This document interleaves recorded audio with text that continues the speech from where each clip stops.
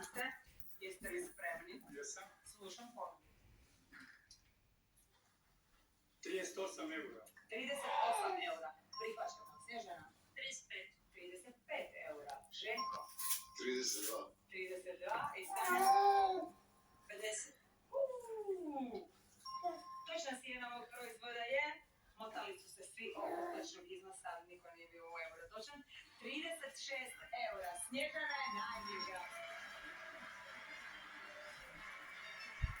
Počet ću ovu licitaciju za kuna za euro za 100 eura. Šteta što ste tako bili blizu, niste učestvovali, ali čestitam ovaj krasni čajnik je vaš. Kako ste, Snježana?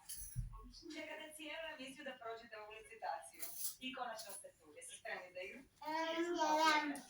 A čemu da ćemo onda malo?